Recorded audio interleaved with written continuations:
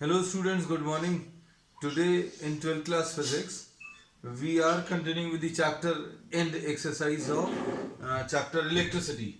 We have done up to question number 15. आज अभी हम लोग start कर रहे हैं question number 16 से. Question number 16 देखो, हमेशा की तरह के इंस्ट्रक्शन आप अगर बुक सामने रखेंगे तो ज़्यादा अच्छा रहेगा. Question number 16 में क्या दिया हुआ है? Two wires of equal length equal है. सबसे पहली जो इंपॉर्टेंट चीज है, लेंथ इक्वल है. One of aluminium and other of copper.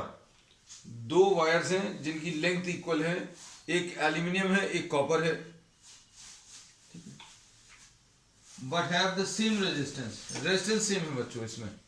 तो अब इसमें जो चीज हमारे काम की है, length of aluminium is equal to length of the copper. ऐसा दिया, लेंथ सेम है. फिर उसके बाद और क्या दिया है?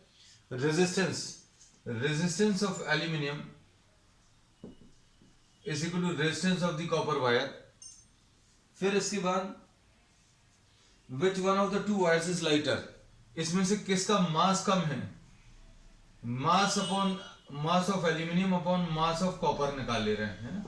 ये अभी हम कैलकुलेट कर लेंगे, इससे पता चल जाएगा विच one of these is lighter. Hence explain why aluminium wires are used. अब इन्होंने आंसर तो देखो इनडायरेक्टली दे दिया है. इन्होंने बोल दिया कि एल्यूमिनियम जो है हल्का होगा. अगर आपको long distance transmission which of the two is preferred for overhead power cables.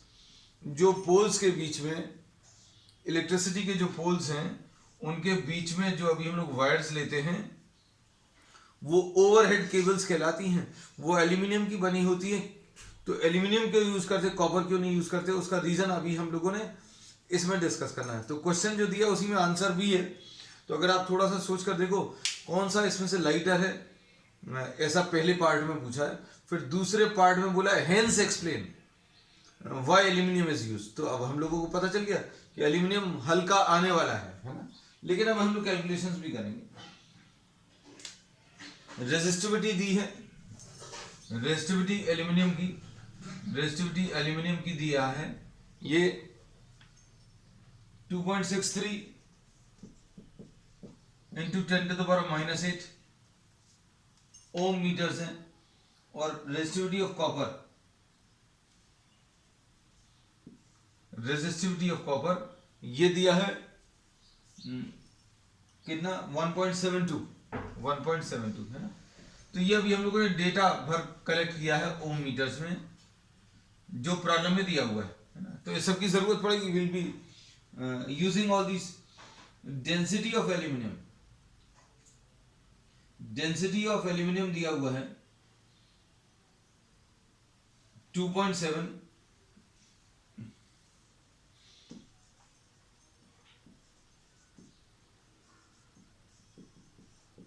और डेंसिटी ऑफ कॉपर, अब देखो इसको भी देखकर अभी आपको बहुत कुछ समझ में आ जाएगा. डेंसिटी ऑफ एल्यूमिनियम और डेंसिटी ऑफ कॉपर कितना है? 8.9. तो ये बहुत ज्यादा डेंस है. लेकिन अब रेजिस्टिविटी के टर्म्स में भी देखना है कि रेजिस्टेंस सेम चाहिए. अब रेजिस्टेंस अगर सेम चाहिए है तो rho into L upon A for aluminium is equal to rho into L upon A for copper. ये प्रॉब्लम में दिया है कि रेजिस्टेंस अभी हमें सेम चाहिए. केबल्स का जो रेजिस्टेंस है वो सेम चाहिए. और रेजिस्टेंस का फॉर्मूला क्या होता है? रेजिस्टेंस का formula is rho L by rho is the resistivity. अब देखो ध्यान से, अब चूंकि दोनों जगह लेंथ सेम है तो अब हम लोग क्या बोलेंगे? Rho of aluminium upon area of aluminium is equal to rho of copper upon area of copper. ऐसा लिख सकते हैं. एल दोनों तरफ से कैंसिल हो गया. क्यों? क्योंकि एल की वैल्यू सेम है. अब इसके बाद इससे अभी हम लोगों को क्या मिल जाएगा? Area of aluminium upon area of copper निकाल सकते हैं. सपोज ठीक, area of aluminium upon area of copper, area of aluminum upon area of copper will be resistivity of aluminum upon resistivity of copper. ऐसा लिख सकते हैं. ठीक. अब इसमें नेक्स्ट वाले पार्ट में क्या दिया है बच्चों, देखो ध्यान से. ये हमें एरियाज का रेशियो मिल गया। और ये रेसिस्टिविटी ऑफ एल्यूमिनियम कितना है, ये 2.63 इंटू 10⁻⁻8 और रेसिस्टिविटी ऑफ कॉपर कितना है 1.72 इंटू 10⁻⁻8 है ना। तो ये तो कैंसिल हो जाएगा, तो ये 263/172 ऐसा कुछ आ जाएगा है ना। चलो अब इसको आगे सॉल्व करें। मास चाहिए, मास ऑफ एल्यूमिनियम, अच्छे देखना ये सारी चीजें, mass of aluminium upon mass of copper, ये कैसे मिलेगा, mass will be equal to density of aluminium, density of aluminium into volume, density into volume mass आ जाएगा, मास अपॉन डेंसिटी, ये वॉल्यूम होता है। तो मास अगर निकालना है तो कैसे निकालेंगे, डेंसिटी इनटू वॉल्यूम, तो यहां पर density of copper into volume of copper ऐसा लिख सकते हैं। तो ये सफिक्स अभी हम लोग यूज करते जा रहे हैं ताकि कंफ्यूजन बिल्कुल नहीं हो। अब डेंसिटी ऑफ एल्यूमिनियम कितना है बच्चों, density of aluminium is given 2.7 upon density of copper ये 8.9 है ना, इनटू वॉल्यूम कैसे मिलेगा, वॉल्यूम मिलेगा एरिया इनटू लेंथ, वॉल्यूम अगर चाहिए तो कैसे मिलेगा, एरिया इनटू लेंथ, क्योंकि वायर जो है सिलेंड्रिकल शेप की होती है,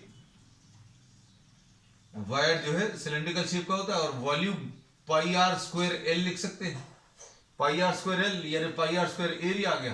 तो अभी हम लोग एरिया को डायरेक्टली यूज कर लेंगे है ना, इसलिए अभी हमने कुछ भी पूरा सॉल्व नहीं किया। Area of copper into L, दोनों में एल क्यों सेम लिखा है, दोनों में एल इसलिए सेम लिखा, प्रॉब्लम में दिया हुआ है। तो अब हम लोग इसमें क्या कह सकते हैं कि इसमें एल और एल कैंसिल होगा, तो ये 2.7 upon 8.9 into area of aluminium upon area of copper, ये मालूम है 2.63 अपॉन 1.72, तो ऐसा कुछ आ जाएगा। तो अब आप इसको सॉल्व कर सकते हो है ना। तो ये अप्रोक्सीमेटली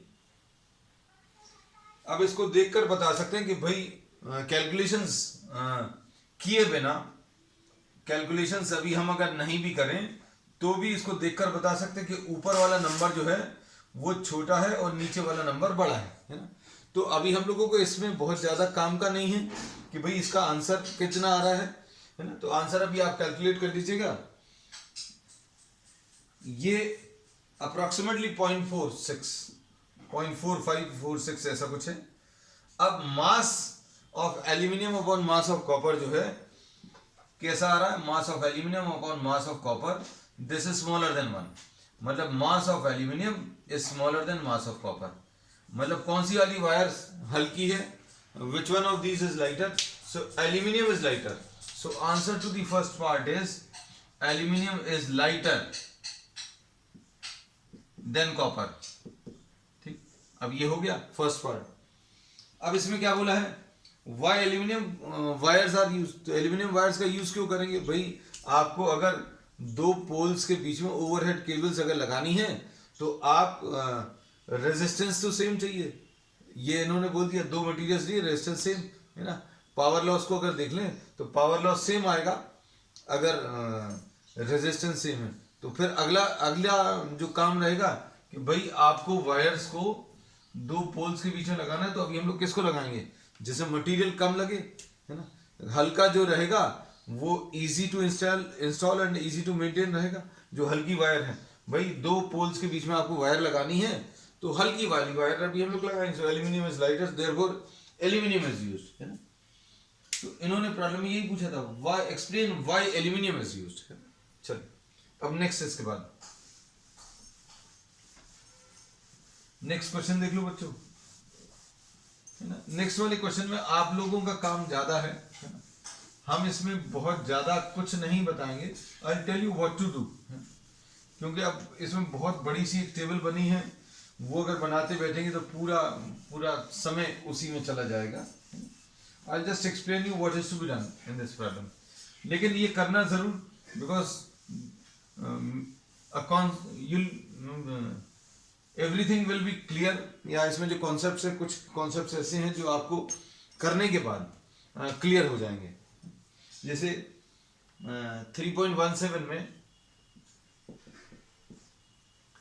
इसमें आपको V वर्सेस I दिया, what conclusions can be drawn from the following observations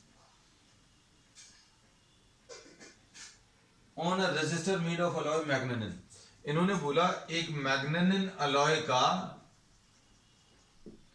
इन्होंने V वर्सेस I का टेबल दिया हुआ है, बहुत सारी वैल्यूज हैं, 3 and 3 6 वैल्यूज, 12 वैल्यूज दी है ना। तो I will be marking some of these. I versus V दिया है, I और V। अब इसमें कैसा दिया है, 0.2, 3.94, फिर दूसरी वैल्यू 0.4, 0.6, ऐसा कुछ है, 0.8। करंट को आप धीरे धीरे या पोटेंशियल डिफरेंस को बढ़ा रहे हैं तो करंट भी इसमें इंक्रीज हो रहा है, 0.8, 1 और 2 है ना। We are marking some of these values. अब 3.94 है, उसके बाद 7.87 है, उसके बाद 11.8 है, और ये 15.7 है। फिर नेक्स्ट वाली वैल्यू जो है 19.7, और अगला वाला जो है ये 39.4 है। अब हम लोग क्या कर सकते हैं, you can draw V versus I graph. V versus I graph अगर आप ड्रॉ करोगे इसका, तो that will be a straight line. V versus I का जो ग्राफ आना है,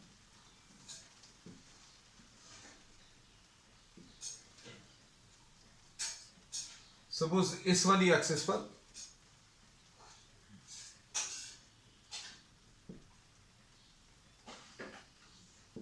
if you are taking V on the y axis and I on the x axis, you can take it the other way round also।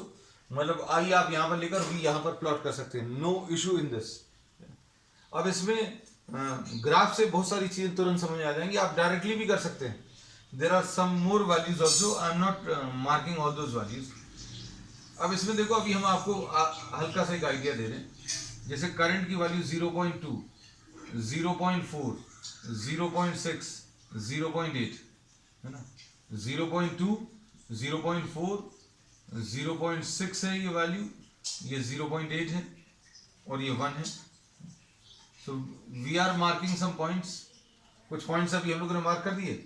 और यहां पर कितना है approximately, ये 4, ये 8, ये 12, ये 16। आप वैल्यूज को ध्यान से देखो तो आपको पता चल जाएगा, ये अभी हम लोगों ने क्यों दिया।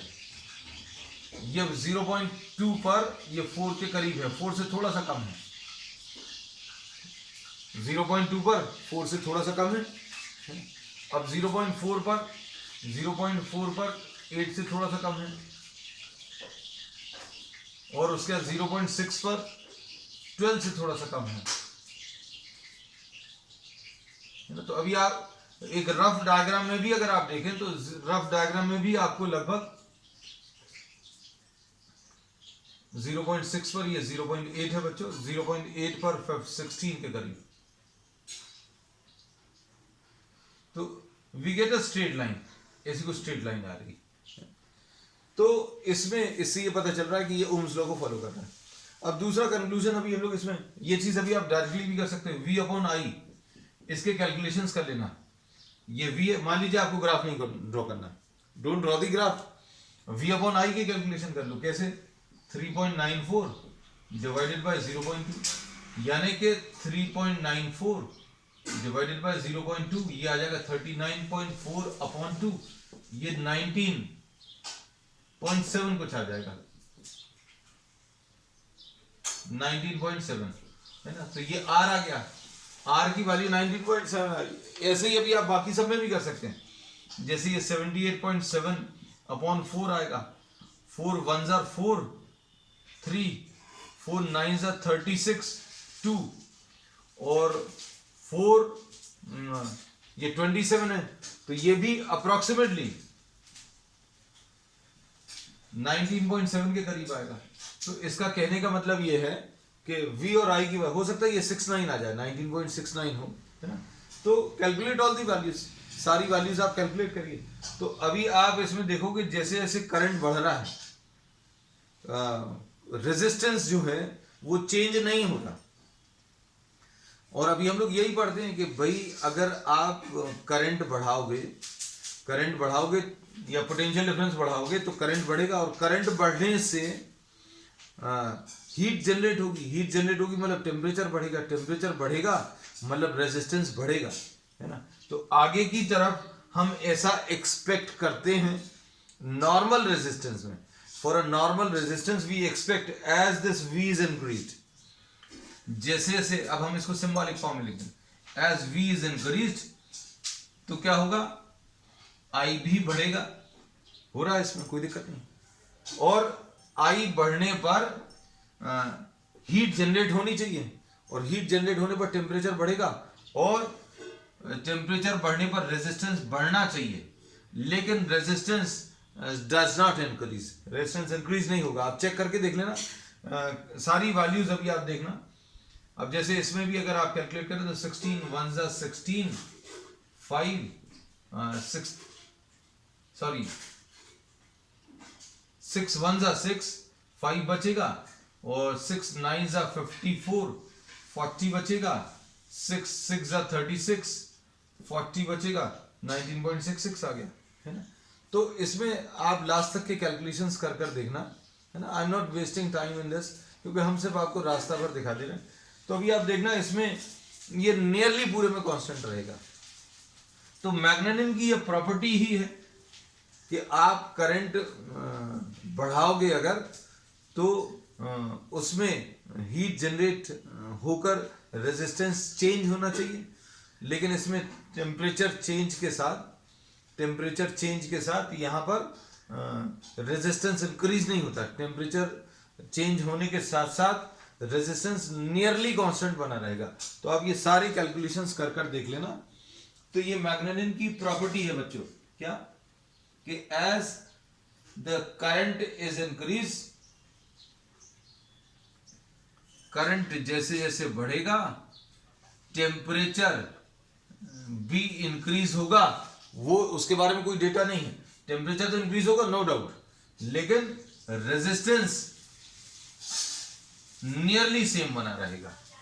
तो ये इसकी प्रॉपर्टी है। तो ये कंक्लूजन अभी हम लोग इस ग्राफ से, इस डेटा से ड्रॉ कर सकते हैं। So I have just completed only 2 readings, 12 हैं, ऐसी पूरी अभी आप कंप्लीट कर लीजिएगा। चलो नेक्स्ट, इसके बाद 3.18 में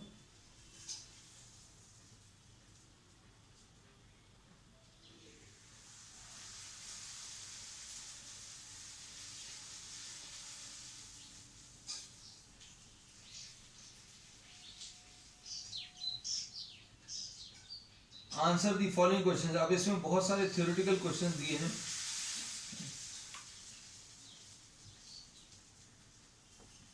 देखो ध्यान से,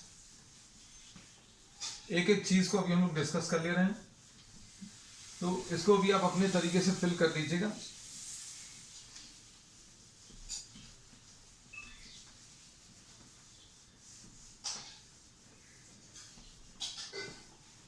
नेक्स्ट क्वेश्चन बच्चों, a steady current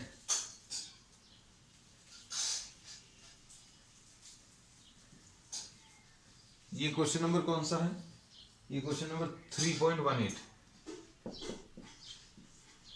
question number 3.18 में a steady current flows in a metallic conductor of, इसमें सबसे पहली चीज तो स्टेडी करंट दिया है,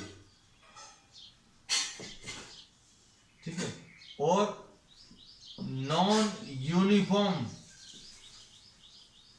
क्रॉस सेक्शन दिया हुआ है कंडक्टर का, ठीक है। अब इसमें क्या दिया है, इसमें कौन कौन सी चीजें जो हैं चेंज हो रही हैं, ये अभी आपको बताना है। इसमें कौन सा सबसे पहला जो वेरिएशन जिसका स्टडी करना है, एक तो करंट का स्टडी करना है, फिर करंट डेंसिटी का, फिर उसके बाद आपको इलेक्ट्रिक फील्ड का, और फिर अगला फिर बच्चों इलेक्ट्रिक फील्ड, और फिर उसके बाद चौथा वाला क्या है, ड्रिफ्ट स्पीड, वीडी। भाई अगर current non uniform cross section में ऐसा कुछ कंडक्टर है, जरूरी नहीं ऐसा कुछ हो, कहीं पर कम कहीं पर ज्यादा इन्होंने बोला है, एरिया ऑफ क्रॉस सेक्शन किसी कंडक्टर का चेंज हो रहा है और उसमें कांस्टेंट करंट पास करा रहे हैं, है ना, तो इनके वेरिएशंस अभी हमें स्टडी करने हैं।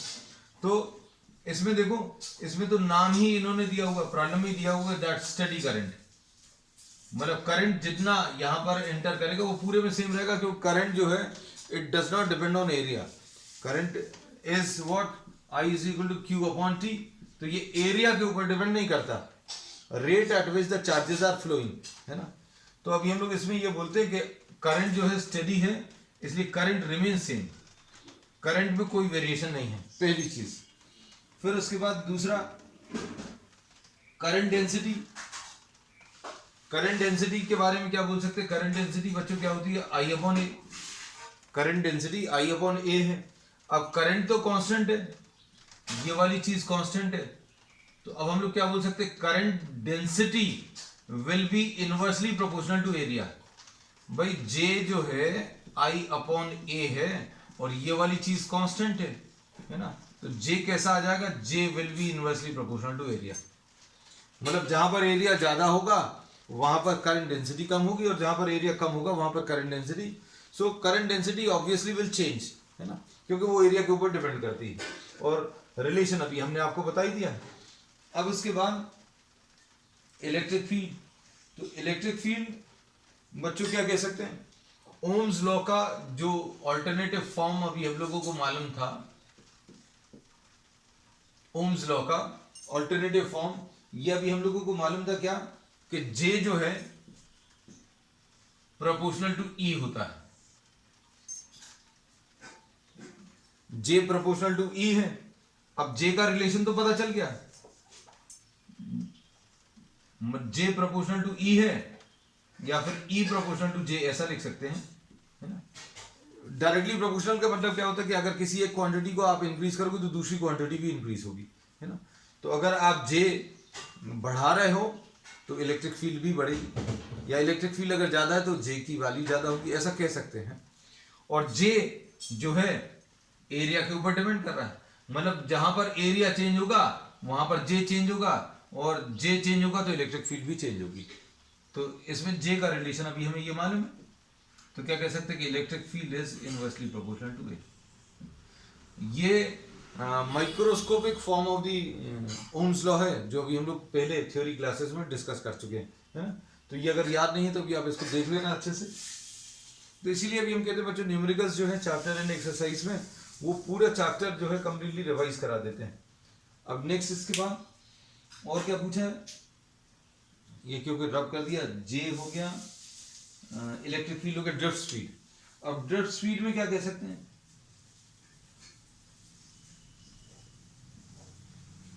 इसका ये ए पार्ट था, ये बी पार्ट था, या ए का फर्स्ट पार्ट था, सॉरी, ए का ये फर्स्ट पार्ट, ए का ये सेकंड पार्ट है, फिर ये थर्ड पार्ट हो गया, फिर फोर्थ पार्ट क्या है, वीडी। तो वीडी की वैल्यू बच्चों कितनी होती है, आई अपॉन एन ई ए, तो सॉरी ये गलत लिख दिया, एन ई ए, इसमें ये सब तो कांस्टेंट है, ये भी कांस्टेंट है, तो VD will be inversely proportional to area. Drift velocity भी एरिया के ऊपर डिपेंड कर रही है, और कैसा इनवर्स प्रोपोर्शन है। तो चार चीजों का वेरिएशन डिस्कस करना, तो करंट तो कांस्टेंट है, दूसरी चीज current density inversely proportional to area आ गया, electric field also inversely proportional to area आ गया, और drift speed inversely proportional to area, है ना। तो ये तीनों पार्ट्स हो गए इसके। अब बी पार्ट इसका, बी पार्ट क्या दिया है, is Ohm's law universally applicable to all conducting elements, if not give examples of elements which do not obey Ohm's law, है ना। तो अभी हम लोगों ने इसमें तो बहुत सारे लिए थे, यूनिवर्सली एप्लीकेबल नहीं है। सबसे पहली चीज तो इसमें 3.18 का बी पार्ट, इसमें आंसर नॉट यूनिवर्सली एप्लीकेबल, मतलब उसमें यूनिवर्सली एप्लीकेबल में कोई कंडीशन नहीं आएंगी, है ना। अब इसमें कौन सी ऐसी चीजें हैं जहां पर ये फॉलो नहीं होता, तो पीएन जंक्शन में फॉलो नहीं होता अगर याद हो, है ना। फिर उसके बाद थर्मिस्टर में भी we have discussed all these things in the limitations of Ohm's law theory class में, लेकिन अभी हम लोगों को सिर्फ नाम भर बताना है, तो कहाँ कहाँ एप्लीकेबल नहीं होगा। तो अभी हम लोग बोला पीएन जंक्शन हो गया, थर्मिस्टर हो गया, जेनर डायोड, इसमें भी एप्लीकेबल नहीं होगा, ये भी इसी का एक पार्ट है। So these are some materials where the Ohm's law is not applicable. चलो next C part, C part में क्या पूछा बच्चों, देखो ध्यान से,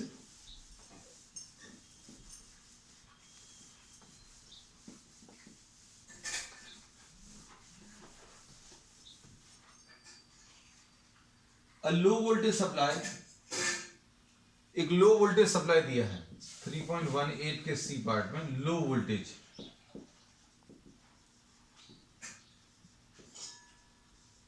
ठीक है, सी पार्ट में, और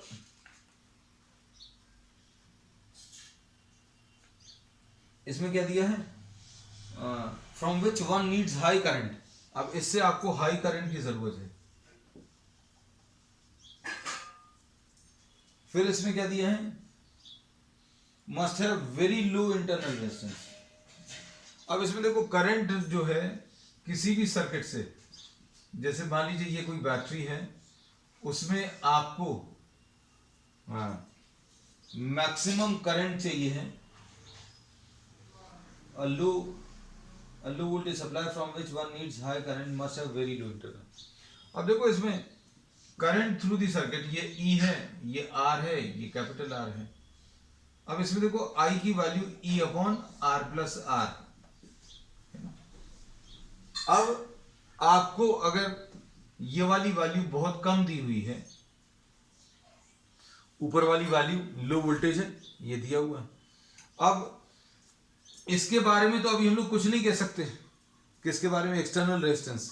एक्सटर्नल रेजिस्टेंस मान लीजिए सपोज इसमें प्रॉब्लम में कहीं कुछ नहीं दिया, अब suppose we are eliminating, we are not discussing this factor, external resistance अभी आपने कनेक्ट नहीं किया, ये लो वोल्टेज सप्लाई में suppose you are not connecting external resistance, अभी सिर्फ समझने के लिए, आप बाद में कनेक्ट कर सकते हैं। तो ये लो वोल्टेज में करंट जो है, लो वोल्टेज लो वैल्यू में किसके ऊपर डिपेंड कर रहा है, सिर्फ इंटरनल रेजिस्टेंस के ऊपर डिपेंड कर रहा है। तो अगर आपको ये ज्यादा चाहिए, करंट की वैल्यू अगर ज्यादा चाहिए, तो आर की value should be very small, ये बहुत कम रहना चाहिए, ये अगर बहुत कम होगा तो ये ज्यादा होगा। अब इस सेल को आप कहां पर यूज कर रहे हैं, उसका रेजिस्टेंस अभी आप कनेक्ट कर लीजिएगा, है ना। तो अभी हम लोग ये कहते हैं कि सिर्फ समझाने के लिए इस फैक्टर को अभी हम लोगों ने अलग किया था।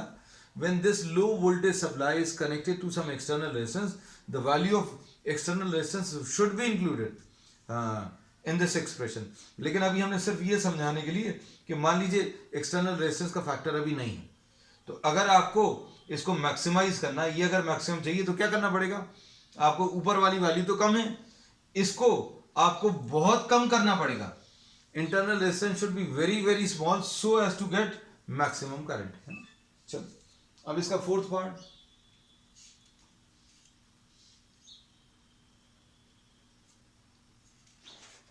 फोर्थ पार्ट में क्या दिया है, a high tension supply,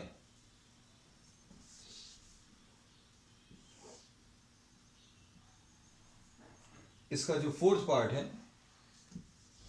HT supply है, HT सप्लाई है, और इसमें वोल्टेज जो दिया है बच्चों, कितना दिया है, 6 किलो वोल्ट्स। ये नहीं भी दिया हो तो भी इन्होंने बोल दिया HT बैटरी, मतलब ये ज्यादा है ना। अब इसमें I is equal to E upon R plus R होगा, रिलेशन फिर से वही है।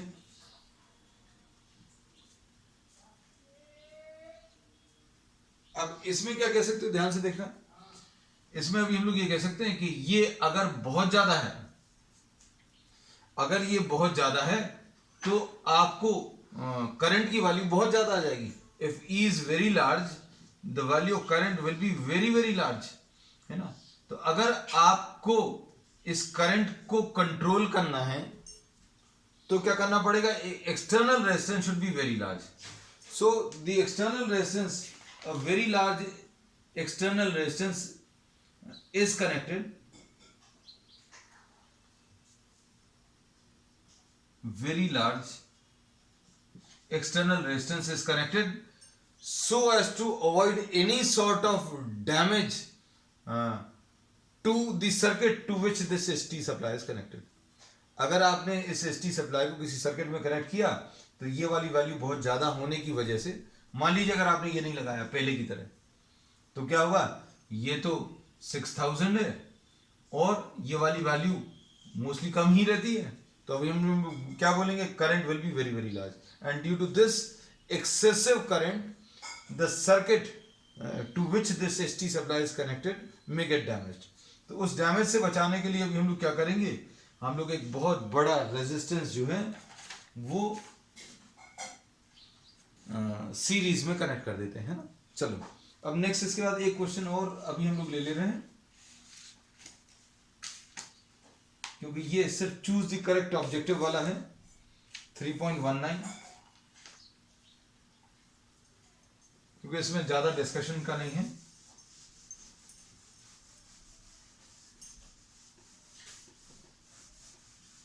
थ्री 3.19 में देखो बच्चों क्या दिया हुआ है, alloys of metals such as alloys of metals usually have greater or less resistivity than their constituent metals, है ना। तो अब इसमें 3.19 में alloys की जो resistivity है that is greater than, resistivity of the alloys is greater than the resistivity of the constituent metals।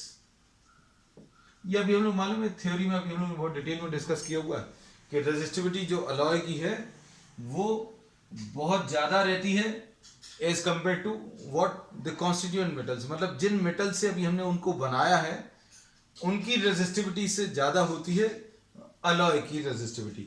Greater और स्मॉलर में से चूज करना था, तो अभी हम लोग इसका आंसर बोलेंगे क्या रहेगा, ग्रेटर। ये फर्स्ट पार्ट, ठीक है। बी पार्ट में देखो, alloys usually have much lower and higher temperature coefficients of resistance। Temperature coefficients alloys का अभी हम लोग बोलते हैं कम ही रहता है, बहुत कम रहता है। क्यों?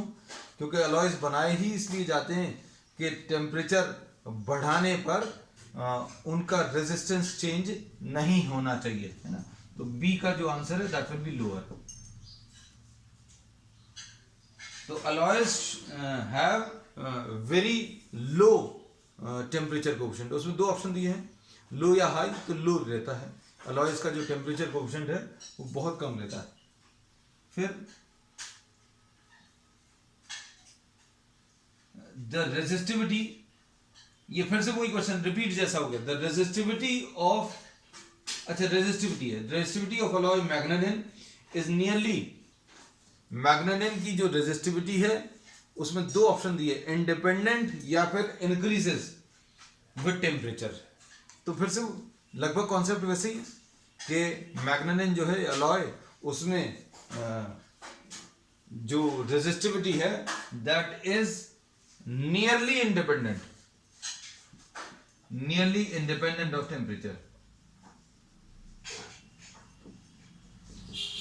सी पार्ट,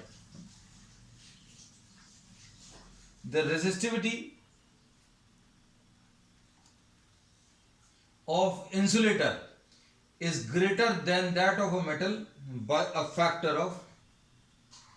तो ये तो अभी बहुत ऑब्वियस सा है कि रेजिस्टिविटी इंसुलेटर की, थोड़ा सा भी आप सर्च भी करना कि रेजिस्टिविटी इंसुलेटर्स की और मेटल्स की अगर कंपेयर करें तो बहुत ज़्यादा डिफरेंस रहता है। 10⁻20 से ज़्यादा तो इनकी रेजिस्टिविटी इंसुलेटर्स की खुद की होती है।